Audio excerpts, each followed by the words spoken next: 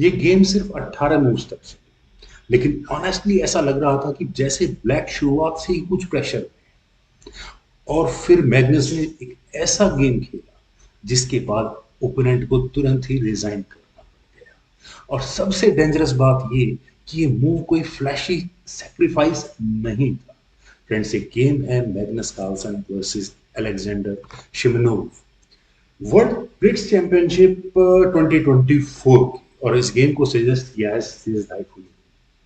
चलिए शुरू करते हैं यहाँ इस गेम को। यहाँ गेम की शुरुआत होती है इंग्लिश ओपनिंग यानी C4 के साथ। G6 देन खेला गया E4, bishop G7, D4, D6, night F3। Friends, इस गेम की शुरुआत में ही पोजीशन एक शार्प स्ट्रक्चर में कन्वर्ट हो चुकी है। दोनों प्लेयर नेचुरल डेवलपमेंट कर रहे हैं, लेकिन कार्लसन यहाँ ऑलरेडी अपना स्पेस गेन करना शुरू कर चुके हैं। आप सेंटर के 3 पॉइंट्स को देख सकते हैं। E5 then night C3, night C6। और फ्रेंड्स, यहां मैग्नस कार्लसन एक मूव क्रिएट करते हैं और ब्लैक को एक फोर्स मूव खेलने के लिए मजबूर करते हैं। यहां बिशप G5 खेला गया, क्वीन पर अटैक है तो F6, और शायद यही मूव कार्लसन को चाहिए था। पहली नजर में यहां सब कुछ नॉर्मल लग रहा है, लेकिन धीरे धीरे ब्लैक किंग साइड स्ट्रक्चर पर कॉम्प्रोमाइज सिचुएशन में आता नजर आ रहा है।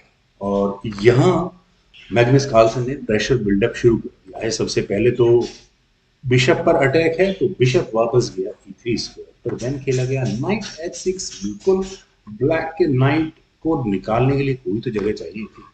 D takes E5, और इस पॉइंट पर ब्लैक के लिए एक ऑप्शन है नाइट टेक्स E5 करने। Knight takes E5 then F takes E5 हो सकता है, लेकिन वो कोई बहुत प्लेजेंट कंडीशन नहीं कही जा सकती ना इस पॉइंट पर, एटलीस्ट ब्लैक।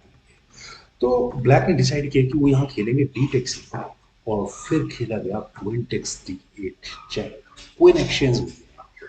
अब ब्लैक के पास ऑप्शन है कि क्या वो अपने किंग के लिए कैसल सेफ्टी चाहेगा। यहाँ नाइट एक्स D8 करने के बाद कम से कम ब्लैक को एक पॉइंट का लॉस होता है। वो कैसे, नाइट D5 होगा, और उसके बाद अगले मूव में आप यहाँ इस C7 स्क्वायर पर फॉक को देख ही सकते हैं। क्या कोई सॉल्यूशन है? एक सॉल्यूशन नजर आता है नाइट E6 का। ठीक है, आप किसी नॉट ओनली नाइट E6, किसी भी और तरीके से अगर यहाँ इस पॉन का डिफेंस करने में कामयाब हो भी गए तो उसके बाद आप यहाँ G7 स्क्वायर पर रखे हुए बिशप को देखिए, जो ऑलरेडी ओवरलोडेड है इस F6 पॉन के डिफेंस और नाइट की डिफेंस में। यानी कि बिशप टेक्स H6 आपका वेट कर रहा होगा। बिशप टेक्स H6 होने के बाद नाइट टेक्स F6 चेक, और इस चेक के साथ ब्लैक फिर दोबारा कैसल चांस यहाँ खत्म कर चुका होगा। तो इसका मतलब यहाँ इस पॉइंट पर किंग टेक्स D8 से अच्छी कोई ऑप्शन नजर नहीं आ रही। अब चूंकि बोर्ड से क्वीन ऑफ हो चुकी है, तो कार्लसन के लिए यही वो मोमेंट है जो वहां इस बोर्ड की पोजीशन से सबसे ज्यादा वो खुश हुए। ऐसा क्यों? क्योंकि ब्लैक का किंग अब परमानेंटली ऑकवर्ड पोजीशन में फंस चुका है, और मैग्नस कार्लसन यहाँ किसी भी तरह की जल्दबाजी में नहीं है, और यही बात मैग्नस को और प्लेयर से अलग बनाती है। वो यहाँ धीरे धीरे स्पेस गेन कर रहे हैं, पीसेस को धीरे धीरे इंप्रूव कर रहे हैं, जैसा कि उन्होंने अभी किया कैसल टुवर्ड्स लॉन्ग साइड, वो भी एक चेक के साथ।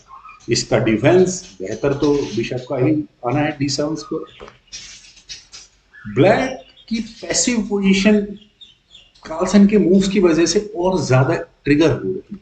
यहाँ H3 यहाँ व्हाइट ने किया ताकि ब्लैक के नाइट को किसी भी तरह से ऐसा चांस ना मिले कि वो डार्क स्क्वायर बिशप तक पहुंच पाए। तो ब्लैक ने अपने नाइट को F7 स्क्वायर पर प्लेस किया। इससे ज्यादा क्रैम्प पोजीशन और ब्लैक के लिए क्या हो सकती है।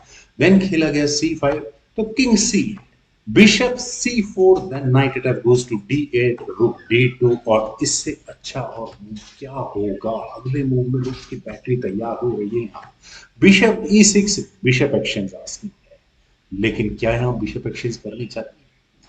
फ्रेंड्स, बस एक ही मूव बचा है जो कार्लसन की पोजीशन को एक अल्टीमेट लेवल पर पहुंचा देता है, वो है नाइट D5।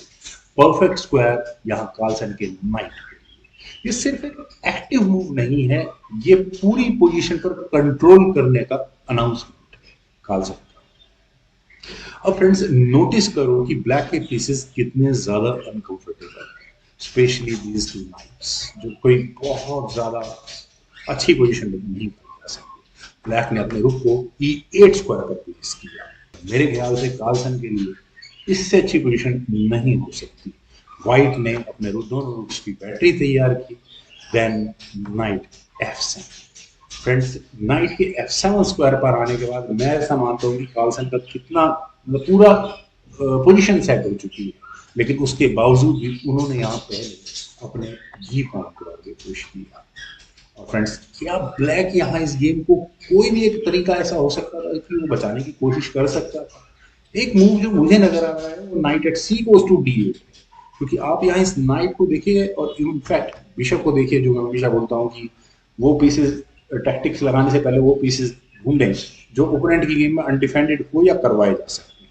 तो क्या नाइट पर नाइट का डिफेंस काम करता? शायद काम करता, लेकिन यहाँ A6 होने के बाद वो पॉसिबिलिटी भी खत्म हो चुकी है, क्योंकि अब आता है वो मूव जिसके बाद शिमनोव ने तुरंत ही रिजाइन कर दिया।